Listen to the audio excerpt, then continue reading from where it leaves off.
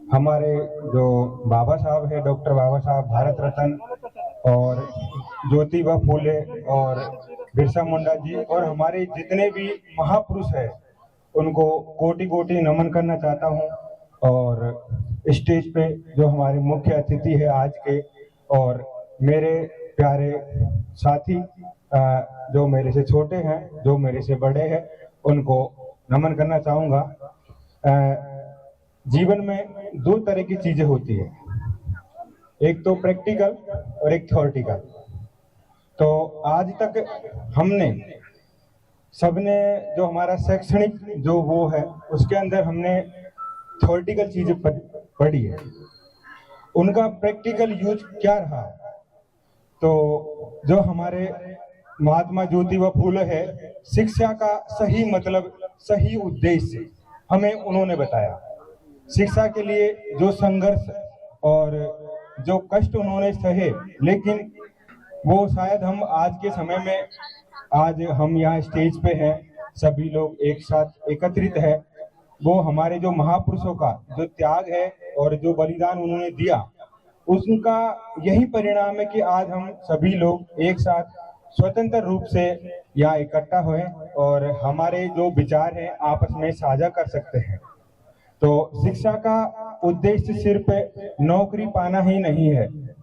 हमारे जो सावित्री बाई है, ज्योतिबा फूले है, उन्होंने हमारे जीवन में शिक्षा को, जब तक हम हमारी जिंदगी में दैनिक जो दिनचर्या रहती है उसके अंदर उसका यूज नहीं करेंगे तो धीरे धीरे भूलते जाएंगे। हमारी लाइफ में क्या होता है, जैसे कोई चीज हम उसको अगर डेली रूटीन में, दैनिक दिनचर्या में जब तक नहीं लाते हैं, वो चीजें धीरे धीरे खत्म होती जाती है।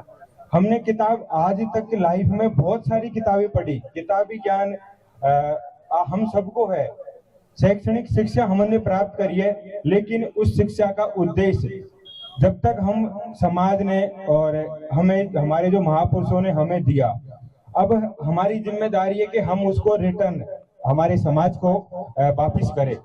तो हमारी जो जिम्मेदारी है कि हम हमारे समाज के जो विद्यार्थी है उनको जागरूक करें शिक्षा के प्रति। तो शिक्षा का सबसे बड़ा उद्देश्य ये है कि प्रैक्टिकल जीवन, हमें जो हमारे अधिकार मिले हैं, बाबा साहब ने जो हमें अधिकार तो दे दिए, लेकिन जब तक हम उनके प्रति जागरूक नहीं होंगे तो हमारे अधिकारों का हनन होता रहेगा। जब तक हम स्वयं के जो अधिकार है, बाबा साहब ने संविधान के अंदर जो लिखे हैं, उनको जब तक हम पढ़ेंगे नहीं, हमने संविधान को स्कूल टाइम में पढ़ा, कॉलेज समय में पढ़ा, लेकिन वो सिर्फ इतना पढ़ा कि हमें पास होने के लिए, उसका उद्देश्य था उस समय कि हम कैसे भी करके पास हो जाए। 12 अनुसूचियां है, ये पढ़ ले, संविधान में 25 टोटल अध्याय है, वो पढ़ ले, इतने अनुच्छेद है टोटल, वो पढ़ ले, और संविधान में एक के बाद एक अमेंडमेंट चलता रहता है। वैसे आप सभी लोग जागरूक होंगे। आजकल मोबाइल, अगर मैं तो यहाँ पर जितनी संख्या में लोग हैं उतने मोबाइल कम से कम होंगे। आजकल सारे लोग मोबाइल चलाते हैं, तो ऐसा कोई भी व्यक्ति नहीं है जिसके फोन में बाबा साहब के बारे में आज मैसेज नहीं आया हो या फिर उसको बाबा साहब की जानकारी नहीं हो। आज के समय में सुबह जगने से पहले हमारे पास मैसेज आ जाते हैं, लोग रात को 12 बजे स्टेटस लगा देते हैं, लेकिन उसका हमारे दैनिक जीवन में उसका एक उद्देश्य होता है कि मैसेज आया, हमने पढ़ा, स्किप कर दिया पूरा, लेकिन उसका रिजल्ट हमें क्या मिला? दैनिक जीवन में कुछ नहीं मिला। जब तक हम हमारे जीवन में ये दृढ़ संकल्प नहीं करेंगे कि हमें हमारे समाज को सुधारना है, हमारे समाज को जागरूक करना है। बाबा साहब ने बताया कि संगठित हो, शिक्षित हो और संघर्ष करो। तो शिक्षित लगभग हम हो गए हैं, तो यहाँ तक आ गए हैं अपने गांव से, शहर से। संविधान सभा कोई बहुत बड़ी चीज नहीं थी, आज संविधान सभा जैसी ही सभा आज है। हम अलग अलग देश के अलग अलग गांव से, अलग अलग वहां से हमने शिक्षा प्राप्त करी।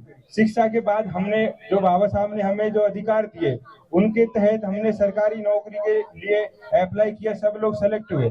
तो मतलब हम संगठित भी हो गए, शिक्षित हो गए, लेकिन संघर्ष करना अभी नहीं सीखे हैं। आज आप भारत के किसी भी देश के कोने में जाओगे तो ऐसे आपको बहुत सारे केसेस देखने को मिल जाएंगे कि शोषण शब्द आज भी जीवित है। शोषण होता है। शोषण जरूरी नहीं है मानसिक ही हो, शोषण बहुत तरह के शोषण होते हैं। तो हम सबको जागरूक होना है और हमारी जिम्मेदारी है, अगर हम हमारे जीवन में एक भी व्यक्ति को अगर जागरूक कर पाए उसके अधिकारों के प्रति, भाई अगर हमें जानकारी नहीं होगी तो हम क्या बोलेंगे। अगर हमें हमारे अधिकारों की जानकारी है तो हम उनकी लड़ाई लड़ सकते हैं, उनके लिए बोल सकते हैं। तो ये जो हमारे अंदर का जो डर हमारे अंदर बिठा रखा है, उस डर को खत्म करना है। और ये डर कब खत्म होगा, जब हमें, एक सिक्के के दो पहलू होते हैं, एक तो सत्य एक असत्य।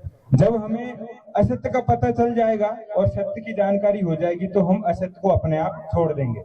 और जब तक हमें जानकारी नहीं होगी, हम बिना तथ्य के अगर किसी चीज को मान लेंगे तो वो हमेशा धीरे धीरे बढ़ती जाएगी। तो ज्योतिबा फूले ने और सावित्री बाई ने हमें शिक्षा का मतलब सिखाया ना। सबसे बड़ी बात मैं बता दूं, शिक्षा के माध्यम में महिलाओं को सबसे मतलब आज एहसान मानना चाहिए दोनों का।